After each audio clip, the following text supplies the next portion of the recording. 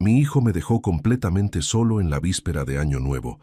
Al día siguiente, tomé una decisión que cambiaría nuestras vidas para siempre, y cuando él se dio cuenta de lo que había hecho, ya no había vuelta atrás. Me llamo Rubén Darío Silva, tengo 58 años, y durante décadas fui el padre que cualquier hijo desearía tener.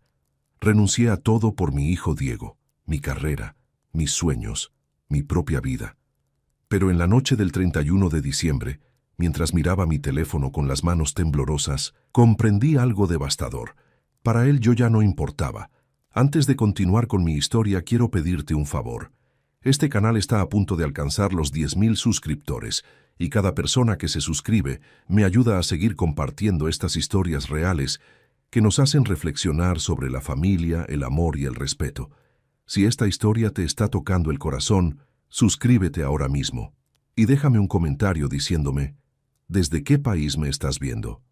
Todos los días me tomo un tiempo para leer y responder cada comentario porque ustedes son parte de esta comunidad. Y si podemos llegar a 200 likes en este video, sería increíble. Tu like me dice que estas historias valen la pena. Ahora sí, déjame contarte todo desde el principio. Era 30 de diciembre por la tarde.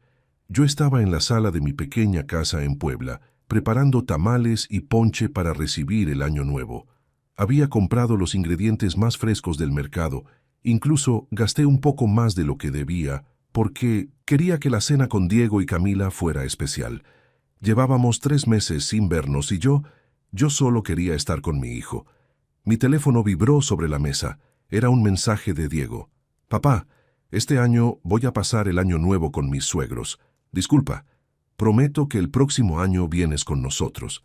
Leí el mensaje una vez, 2 veces, 3 veces. Cada palabra era como un cuchillo que se clavaba más profundo. No era una pregunta, no era una invitación a elegir, era una notificación, como si yo fuera un compromiso que se podía cancelar con un simple disculpa por WhatsApp. «El próximo año vienes con nosotros». ¿Con nosotros?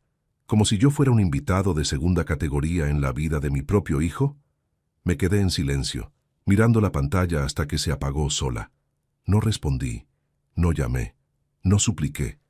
Esa noche, mientras los cohetes comenzaban a estallar en el cielo y las familias del vecindario gritaban «¡Feliz Año Nuevo!», yo estaba sentado solo en mi cocina, rodeado de comida que nadie iba a comer, mirando las 12 uvas que había preparado para cada campanada. Comí las 12 uvas en absoluto silencio. Cada una sabía a humillación, pero mientras masticaba la última uva, algo cambió dentro de mí. Una claridad fría y cristalina atravesó mi pecho.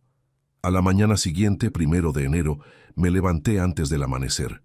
Saqué mi maleta vieja del armario. Empaqué solo lo esencial. Tomé las llaves de mi camioneta. Cerré la puerta de mi casa y me fui. No dejé nota. No envié mensaje. No avisé a nadie. Cuando Diego finalmente se dio cuenta de lo que había hecho, ya era demasiado tarde. Para entender por qué esa noche de Año Nuevo me rompió de una manera tan definitiva, necesitas conocer mi historia. Necesitas saber quién fui, qué sacrifiqué y cuánto amé a mi hijo Diego. Conocí a Laura Méndez cuando ambos teníamos 22 años, en la universidad. Ella estudiaba enfermería, yo ingeniería civil.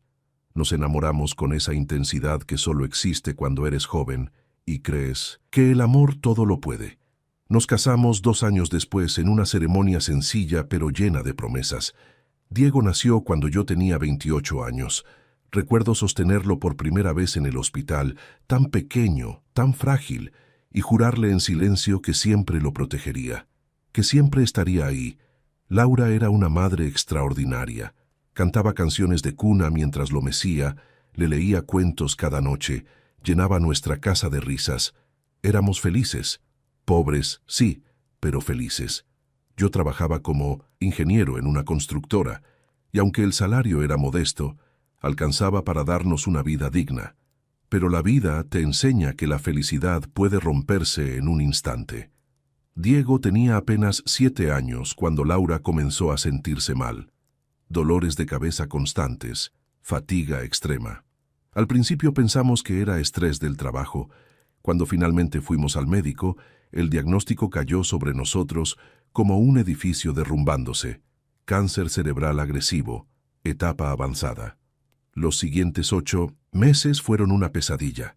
Laura luchó con una valentía que todavía me quita el aliento cuando lo recuerdo. Pero el cáncer no negocia, no perdona. Una madrugada de noviembre, mientras yo sostenía su mano en el hospital, ella exhaló su último suspiro. Me quedé viudo a los 35 años, con un niño de 8 años que acababa de perder a su madre. Esa noche, cuando regresé a casa sin Laura, encontré a Diego escondido debajo de su cama, llorando y preguntando cuándo volvería mamá. Lo abracé con toda mi fuerza y le hice una promesa. Hijo, yo voy a ser tu mamá y tu papá. Nunca te va a faltar nada. Nunca te voy a dejar solo. Y cumplí esa promesa. Con sangre, sudor y lágrimas, la cumplí.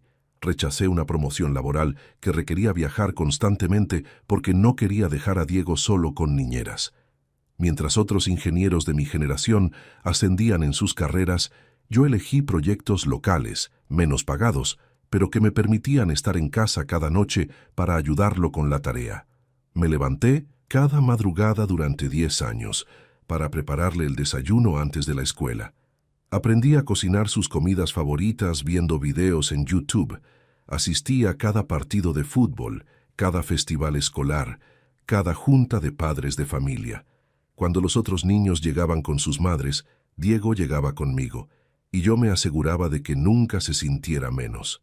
Nunca volví a casarme, no porque no tuviera oportunidades, sino porque cada peso que ganaba, cada minuto que tenía libre, cada gramo de energía que me quedaba, todo era para Diego.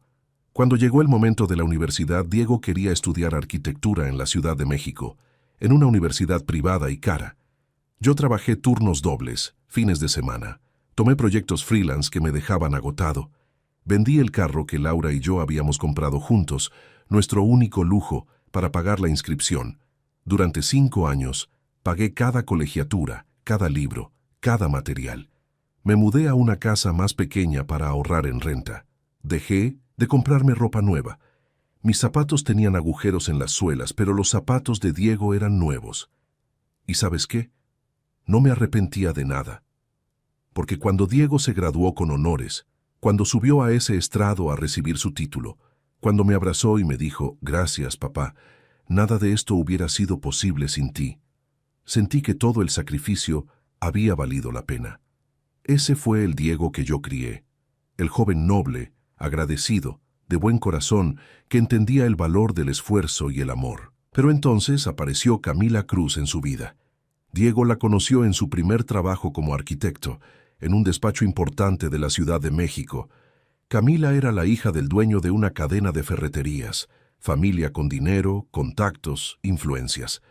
Desde el principio vi algo en sus ojos que me inquietó, una manera de mirarme como si yo fuera inferior.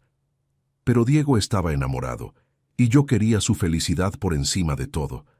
Se casaron 2 años después de conocerse, en una boda, ostentosa, organizada y pagada completamente por la familia Cruz. Yo no pude aportar mucho económicamente, pero di lo que pude, mi bendición, mi presencia y mi corazón lleno de esperanza de que mi hijo sería feliz. Durante la boda, el padre de Camila, Javier Cruz, un hombre corpulento de 60 años con traje carísimo, apenas me dirigió la palabra. Cuando me presenté como el padre del novio, me dio un apretón de manos frío y murmuró, «Ah, sí, el ingeniero». El tono decía más que las palabras. «Tú no, eres de nuestro nivel». Debí haber visto las señales, debí haber entendido que estaba perdiendo a mi hijo, pero aún tenía esperanza. Aún creía que el amor que habíamos construido durante 30 años era más fuerte que cualquier influencia externa. Estaba equivocado. Los primeros 6 meses después de la boda fueron normales. Diego me visitaba cada 2 semanas. Veníamos juntos.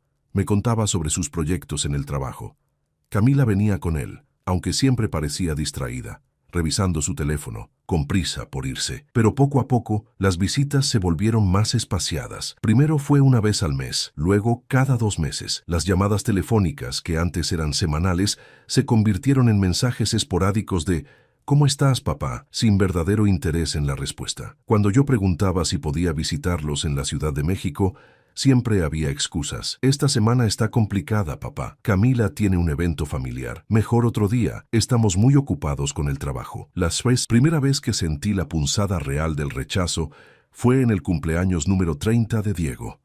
Me enteré por Facebook que habían organizado una gran fiesta.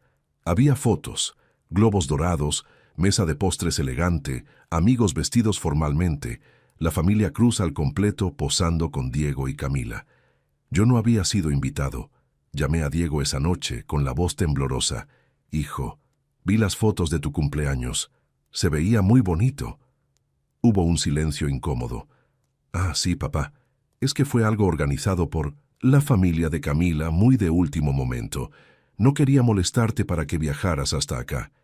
Diego, yo habría ido al fin del mundo para estar en tu cumpleaños. Siempre lo he hecho. Ya lo sé, papá, pero de verdad fue algo muy informal, entre puros amigos y familia cercana de Cami. No te perdiste de nada importante. Familia cercana de Cami. Como si yo no fuera familia cercana de él. Tragué saliva. Contuve las lágrimas. Entiendo, hijo. Solo me hubiera gustado estar ahí. El próximo año hacemos algo juntos, te lo prometo. Bueno, papá, tengo que colgar. Estamos saliendo con unos amigos. Colgó. Me quedé mirando el teléfono, sintiendo cómo algo dentro de mí comenzaba a agrietarse. Los meses siguientes fueron una escalada lenta pero constante de exclusiones. El día de Acción de Gracias, Diego me dijo que lo pasaría con la familia de Camila, porque tienen la tradición de hacer una cena grande. No hubo invitación para mí. En Navidad, finalmente accedió a que yo fuera a visitarlos. Manejé 3 horas hasta la Ciudad de México, con el corazón lleno de ilusión, llevando regalos que había elegido con cuidado y amor. Cuando llegué a su departamento, un lugar moderno y elegante, en una zona exclusiva que claramente había sido amueblado con dinero de los Cruz, Camila me recibió con una sonrisa forzada. «Hola, Rubén, pasa». Ni siquiera suegro o don Rubén, solo mi nombre, como si fuera un conocido cualquiera. Diego estaba en la sala, hablando por teléfono. Me hizo una seña de saludo sin colgar. Esperé de pie como un visitante incómodo hasta que terminó. «Papá, qué bueno que llegaste. Discúlpame, es que estamos con mucho trabajo. Pasé exactamente 2 horas en ese departamento. 2 horas en las que Camila apenas me dirigió la palabra. En las que Diego contestó 4 llamadas telefónicas. En las que me ofrecieron café frío y galletitas compradas sin ningún esfuerzo real de hacerme sentir bienvenido. Cuando les di sus regalos, un reloj elegante para Diego que me había costado 2 quincenas de ahorro y un juego de cocina fino para Camila.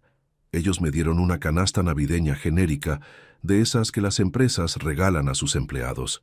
«Es que con todo el trabajo no tuvimos tiempo de ir de compras, papá», dijo Diego con una sonrisa superficial. Pero había tenido tiempo para comprarle un bolso de marca carísima a Camila. Lo vi envuelto junto al árbol de Navidad, con una tarjeta que decía «Para mi reina».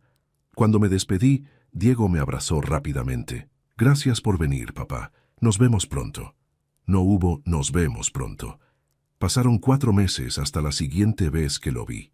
Esos 4 meses fueron una agonía silenciosa. Yo intentaba llamarlo y caía al buzón. Mis mensajes de WhatsApp eran respondidos con monosílabos. «Sí, ok, después hablamos». Me di cuenta con una claridad dolorosa de que mi hijo me estaba alejando deliberadamente de su vida. Y lo peor era que yo no entendía por qué. ¿Qué había hecho mal? ¿Cómo había pasado de ser su héroe a ser un estorbo? Una tarde de abril, desesperado, decidí hacer el viaje sin avisar. Pensé, si llego de sorpresa, tendrá que recibirme. Toqué el timbre de su departamento. Camila abrió la puerta y su rostro se transformó en una máscara de molestia mal disimulada. «Rubén, no sabíamos que venías. Quería darles una sorpresa. ¿Está Diego?» «Está trabajando. No va a llegar hasta la noche». «Puedo esperarlo». Hubo un silencio tenso. «En realidad, hoy tenemos compromisos. Mejor llama. Antes la próxima vez». Y cerró la puerta. Me quedé ahí parado en el pasillo sintiendo cómo las lágrimas amenazaban con salir. Caminé de vuelta a mi camioneta como un hombre derrotado.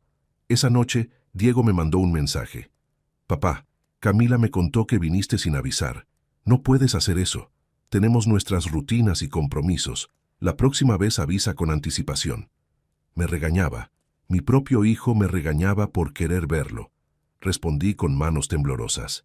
Perdón, hijo. Solo quería verte. Te extraño. Nunca respondió a ese mensaje. Junio llegó, y con él el Día del Padre. Esperé todo el día una llamada, una visita, algo. Nada.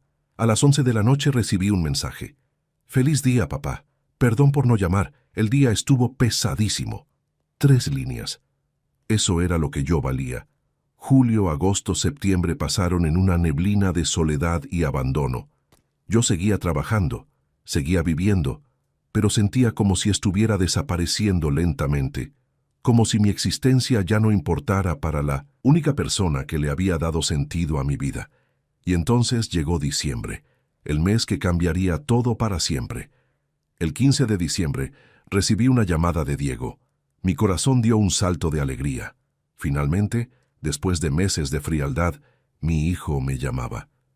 Papá, te llamo rápido porque necesito pedirte un favor. Un favor. Ni siquiera un ¿cómo estás? Primero. Claro, hijo, dime. Es que Camila y yo nos vamos de viaje a Cancún en Navidad. Son 2 semanas. ¿Podrías venir a cuidar el Vino Mesintos departamento?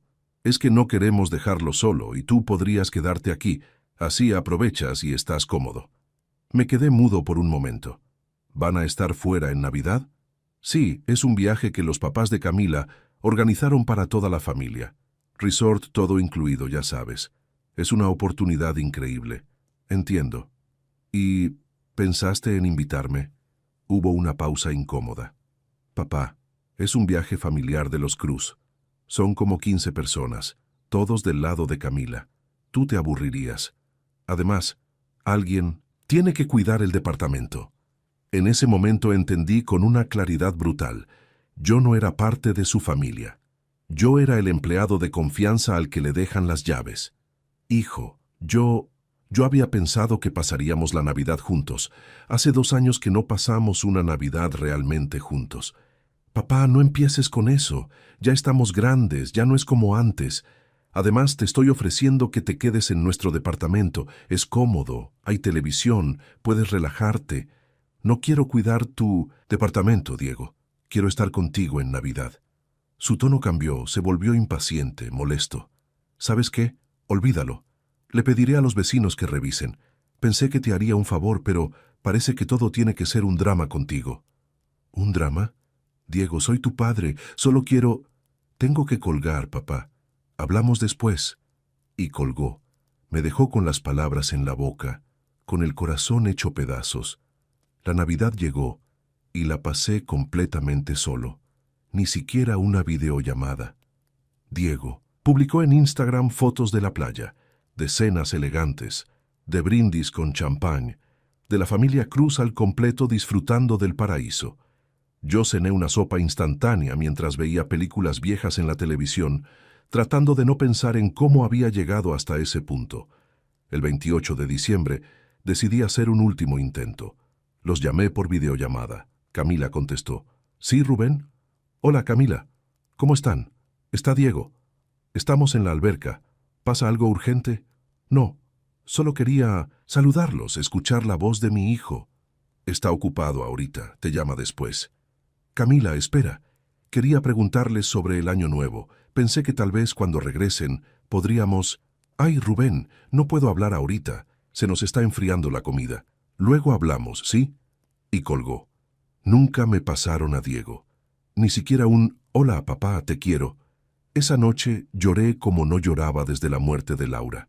Lloré por todo lo que había sacrificado, por todo lo que había dado, por ese amor incondicional que aparentemente ya no valía nada.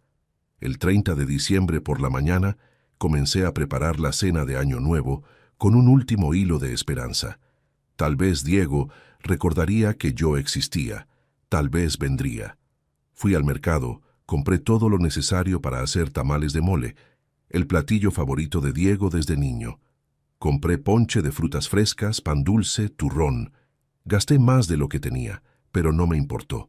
Preparé todo con amor, imaginando a Diego comiendo los tamales y diciendo, «Nadie los hace como tú, papá».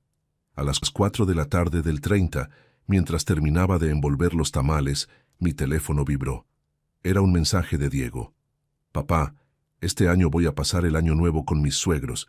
Disculpa, prometo que el próximo año vienes con nosotros». Leí el mensaje una y otra vez. «Disculpa». Una palabra. Como si cancelar a tu padre en la víspera de Año Nuevo fuera algo que se arregla con un «disculpa» casual. «Prometo que el próximo año vienes con nosotros». Vienes con nosotros, como invitado, como extra, como el familiar incómodo al que toleran por compromiso. No respondí, no llamé. Simplemente dejé el teléfono sobre la mesa y me quedé mirando toda la comida que había preparado con tanto amor. Los tamales perfectamente envueltos, el ponche hirviendo en la olla, la mesa puesta para 2 personas. Todo eso, para nada. Esa noche de Año Nuevo, mientras el mundo celebraba, yo estaba sentado solo en mi cocina. Comí las 12 uvas en silencio absoluto, una por cada mes del año que había pasado siendo humillado, ignorado, desechado. Y con cada uva, algo dentro de mí se transformaba. La tristeza se convirtió en claridad, el dolor se convirtió en determinación, la sumisión se convirtió en dignidad. Cuando tragué la última uva, ya había tomado una decisión. No iba a suplicar más, no iba a rogar por migajas de atención, no iba a permitir que me trataran como un objeto desechable. Si para mi hijo yo ya no existía, entonces desaparecería de verdad, pero de una manera que nunca olvidaría. A la mañana siguiente, 1 de enero, me levanté a las 5 a.m. El cielo todavía estaba oscuro. Saqué mi vieja maleta del armario y empaqué lo esencial: ropa, documentos, algo de dinero que había ahorrado. Tomé las llaves de mi camioneta. Miré por última vez la casa donde había criado a Diego, donde Laura y yo habíamos sido felices, donde había vivido esperando un amor que ya no existía. Cerré la puerta con llave. Subí a la camioneta y me fui. No dejé nota, no envié mensaje. No avisé a nadie. Si Diego quería que yo desapareciera de su vida, le concedería ese deseo, pero no de la manera que él esperaba. Conduje durante horas sin rumbo fijo, solo alejándome de Puebla, alejándome de los recuerdos, alejándome del dolor. Mientras el sol comenzaba a salir por el horizonte, iluminando las carreteras vacías de ese 1 de enero, sentí algo extraño: libertad. Por primera vez en décadas, no tenía que preocuparme por si Diego necesitaba algo, por si estaba bien, por si me llamaría. Había vivido 30 años en función de otra persona, sacrificando cada fragmento de mi propia existencia. Y ahora solo estaba yo. Alrededor del mediodía, me detuve en una gasolinera en un pueblo pequeño cerca de Oaxaca. Mientras llenaba el tanque, mi teléfono comenzó a vibrar. Era Diego. Miré la pantalla con absoluta calma. Dejé que sonara hasta que fue al buzón. Volvió a llamar. 1, 2, 3 veces. Finalmente, apagué el teléfono. Si él podía ignorarme durante meses, yo podía ignorarlo durante, el tiempo que fuera necesario. Continué conduciendo hacia el sur. No tenía un plan específico, solo sabía que necesitaba distancia, física y emocional. Necesitaba pensar, procesar, decidir qué hacer con el resto de mi vida.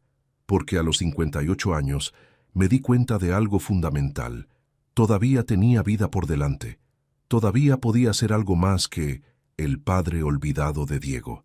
Llegué a Puerto Escondido al atardecer del 2 de enero. El océano Pacífico se extendía frente a mí, inmenso y liberador. Renté una cabaña modesta cerca de la playa, pagando por una semana. Esa primera noche en Oaxaca, me senté en la arena mirando las olas, y por primera vez en años, respiré profundamente sin sentir esa opresión constante en el pecho. Encendí mi teléfono, solo para revisar qué había pasado. Tenía 47 llamadas perdidas de Diego, 23 mensajes de WhatsApp. Comencé a leerlos con una mezcla de curiosidad y satisfacción. Diego, 1 de enero, 11:30. Chamasuta papá, ¿dónde estás? Te estoy llamando. Diego, 1 de enero, 1 p.m. Papá, llámame cuando veas esto, estoy preocupado. Diego, 1 de enero, 3:45 p.m. Papá, no es gracioso, ¿estás bien? Contesta, por favor. Diego, 1 de enero, 6:00 p.m. Vine a tu casa, está cerrada.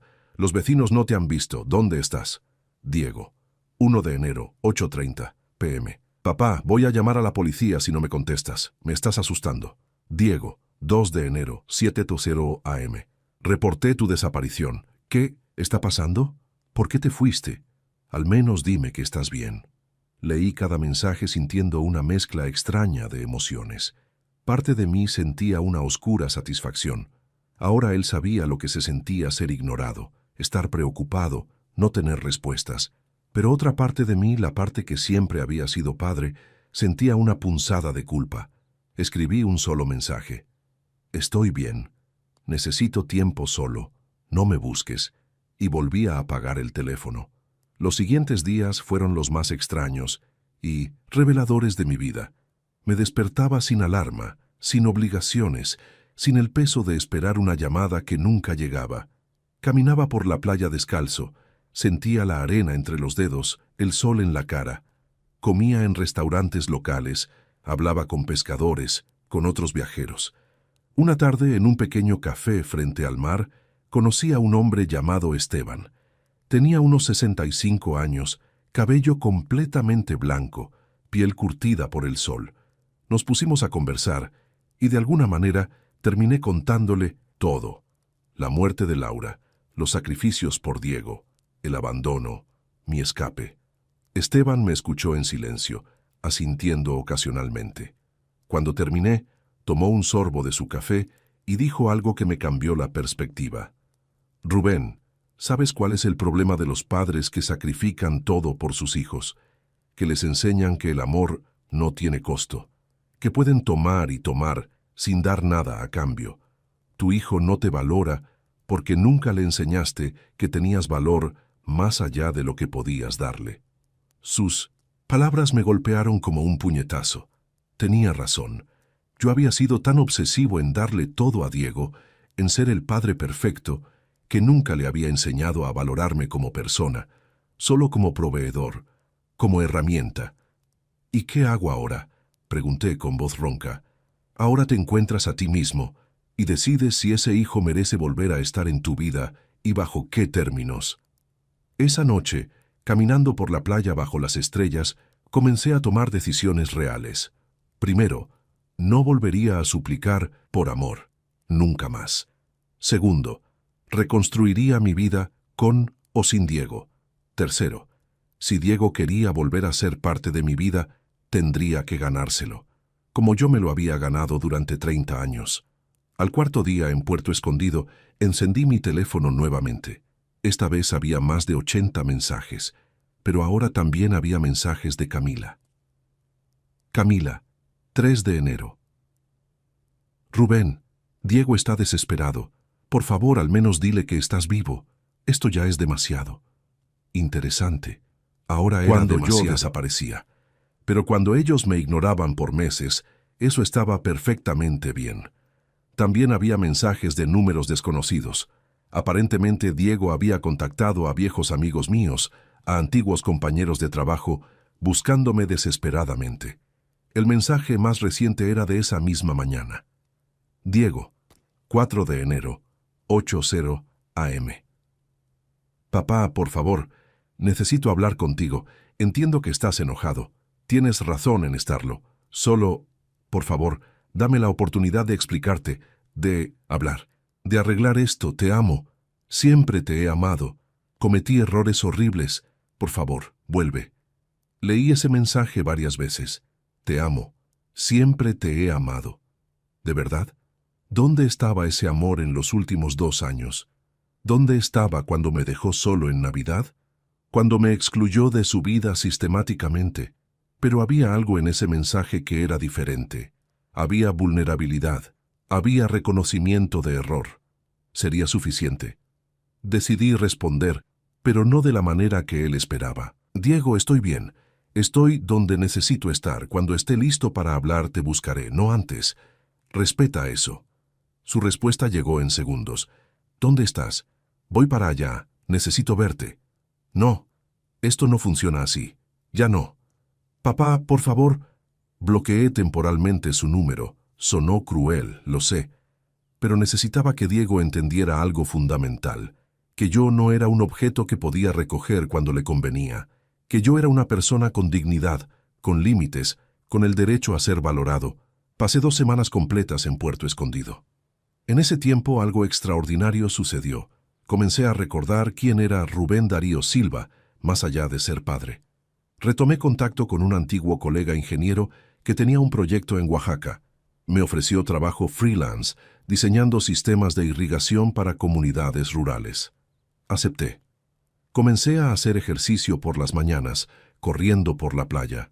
Leí libros que había postergado por años. Hablé con otros viajeros, hice amistades nuevas, y cada día que pasaba me sentía más fuerte, más completo, más yo. El 15 de enero finalmente desbloqueé el número de Diego. Tenía docenas de mensajes más, cada uno más desesperado que el anterior. El último decía: «Papá, si lees esto, por favor dame una oportunidad, solo una. Sé que no la merezco, pero te lo ruego». Esa noche, sentado en la terraza de mi cabaña con el sonido de las olas de fondo, finalmente respondí: «Diego, accedo a hablar contigo, pero será en mis términos, en mi tiempo y en el lugar que yo elija. ¿Aceptas?». La respuesta fue inmediata. «Sí, lo que sea. Gracias, papá». Sonreí con tristeza. Estaba funcionando. Por primera vez en nuestra relación, yo tenía el control, y lo que venía cambiaría todo entre nosotros para siempre. Le di una dirección a Diego, un pequeño restaurante frente al mar en Puerto Escondido, a 8 horas de camino desde la Ciudad de México. Le dije que nos veríamos el 20 de enero a las 2 de la tarde. «Llegaré ahí, papá, te lo prometo». «Ven». «Solo», le respondí. «Esto es entre tú y yo». El día señalado llegó con un cielo despejado y brillante. Yo llegué al restaurante a la 1:30 p.m. Me senté en una mesa con vista al océano y pedí un agua de Jamaica mientras esperaba. A las 2:15 p.m. vi llegar a Diego. Se veía demacrado, con ojeras profundas, el cabello despeinado, ropa arrugada. Claramente estas semanas le habían cobrado factura. Cuando me vio, sus ojos se llenaron de lágrimas. Caminó rápidamente hacia mi mesa. «Papá». Levanté la mano deteniéndolo. «Siéntate, Diego». Se sentó frente a mí con las manos temblorosas sobre la mesa. Parecía un niño asustado, vulnerable. «Papá, yo...». «Primero, vas a escucharme», dije con voz calmada pero firme. «Durante 2 años yo he escuchado tus excusas, tus promesas vacías, tus justificaciones. Ahora me toca a mí hablar, y tú vas a escuchar cada palabra sin interrumpirme. ¿Entiendes?». Asintió tragando saliva. Respiré profundamente y comencé. «Diego, cuando tu madre murió, te hice una promesa. Te dije que nunca te faltaría nada, que nunca estarías solo. Y cumplí esa promesa. Trabajé hasta el agotamiento, sacrifiqué mi carrera, mi vida personal, mis propios sueños, todo para asegurarme de que tú tuvieras lo mejor».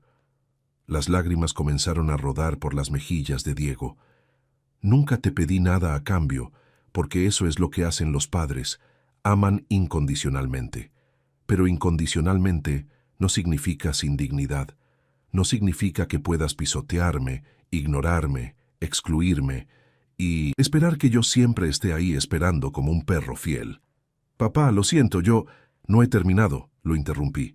«Durante estos 2 años me convertí en un estorbo en tu vida, en un compromiso molesto. Me excluiste de tu cumpleaños, de tu Navidad, de tu vida. Me pediste que cuidara tu departamento como si fuera tu empleado, y el colmo fue dejarte solo en Año Nuevo con un mensaje de disculpa, como si cancelar a tu padre fuera algo trivial». Diego sollozaba abiertamente ahora. «¿Sabes lo que sentí esa noche? Sentí que todo lo que había construido, todo lo que había sacrificado, no valía nada, que yo no valía nada para ti». «Eso no es cierto, papá, yo...». «Déjame terminar». Mi voz se quebró ligeramente, pero continué. «Así que hice lo único que podía hacer, desaparecer, darme a mí mismo el valor que tú no me dabas.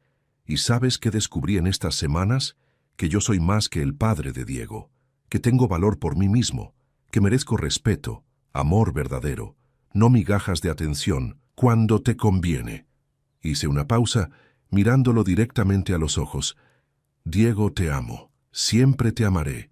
Eres mi hijo, y nada cambiará eso. Pero el amor no significa ser un felpudo, no significa aceptar maltrato, no significa desaparecer mi propia dignidad. Diego temblaba, con la cara hundida en las manos. Ahora dime, continué, ¿por qué? ¿Por qué me trataste así? ¿Qué hice para merecer ser borrado de tu vida? Diego respiró profundamente, limpiándose las lágrimas con el dorso de la mano. Cuando finalmente habló, su voz era apenas un susurro ronco. No hiciste nada malo, papá. El error fue completamente mío, y de Camila, y de su familia. Explícate. Cuando me casé con Camila, su familia, ellos tienen una manera muy específica de ver el mundo. Para ellos todo es estatus, apariencias, conexiones, y yo me dejé consumir por eso. Quería impresionarlos, pertenecer a ese mundo. Hizo una pausa, con la voz temblando. Javier, el papá de Camila, me dejó claro desde el principio que si quería ascender en mi carrera, necesitaba ser parte de su mundo, y eso significaba distanciarme de todo lo que ellos consideraban inferior. Y tú, papá, con tu casa humilde, tu camioneta vieja, tu trabajo modesto, para ellos eras un recordatorio de que yo venía de abajo. Sentí la rabia subir por mi garganta, pero me mantuve calmado. ¿Y Camila? Camila es producto de esa familia. Ella siempre hacía comentarios. Decía cosas como, ¿por qué tu papá no puede ser más como mi papá? ¿O es incómodo que tu papá venga con esa ropa vieja cuando tenemos invitados? Y yo, Dios, papá, yo fui un cobarde. En lugar de defenderlo, comencé a esconderte. Me convertiste en tu secreto vergonzoso. Sí, admitió con voz quebrada, y es la cosa más horrible que he hecho en mi vida, porque tú nunca fuiste una vergüenza. Tú eres mi héroe, tú eres la razón por la que soy quien soy, y yo te traicioné por ambición, por cobardía, por estupidez. Las palabras salían como confesión, como purga. Cuando desapareciste, papá, algo en mí se rompió. De repente me di cuenta de lo que había hecho, de que había cambiado al hombre más importante de mi vida por la aprobación de gente que ni siquiera me ama realmente. Gente que me valora por lo que puedo darles, no por quien soy. Como tú me valorabas a mí, dije con amargura. Sí, exactamente como yo te trataba a ti. Se cubrió el rostro con las manos. Estas semanas fueron una pesadilla. No sabía si estabas vivo, si estabas bien, si alguna vez te volvería a ver. Y lo único que podía pensar era, le hice lo mismo que él me hizo a mí. Lo hice sentir invisible, no valorado, desechable. ¿Y Camila? ¿Qué opina ella de todo esto? Diego levantó la vista y vi algo en sus ojos que me sorprendió. Determinación. Tuvimos una pelea enorme cuando te fuiste. Le dije todo lo que había estado callando durante 2 años. Le dije que si mi padre no era bienvenido en nuestra vida, entonces tal vez yo tampoco. Quería esa vida. Le dije que estaba dispuesto a perderla antes que perderte a ti. ¿Y? Ella se fue a casa de sus padres. Llevamos 2 semanas separados. No sé qué va a pasar con nuestro matrimonio, papá, pero sé esto. No voy a volver a elegir a nadie por encima de ti, nunca más. Nos quedamos en silencio por un momento largo. El sonido de las olas llenaba el espacio entre nosotros. Finalmente hablé. Diego, aprecio tu honestidad. Aprecio que finalmente hayas abierto los ojos. Pero las palabras son fáciles. Lo que necesito ver son acciones. Cambio real. Porque no puedo volver a pasar por lo que pasé estos 2 años. No lo merezco. Lo sé, papá, lo sé, y voy a demostrártelo. Con tiempo, con paciencia, voy a recuperar tu confianza. No importa cuánto me tarde. Asentí lentamente. Hay algo más que necesitas saber, dije. Estas semanas aquí me enseñaron algo, que yo también tengo una vida que vivir. Conseguí trabajo aquí en Oaxaca, estoy haciendo proyectos que me apasionan. No voy a volver a Puebla a esperar tus llamadas. Voy a vivir mi vida con propósito, con dignidad. Me alegra, papá. De verdad, te mereces ser feliz.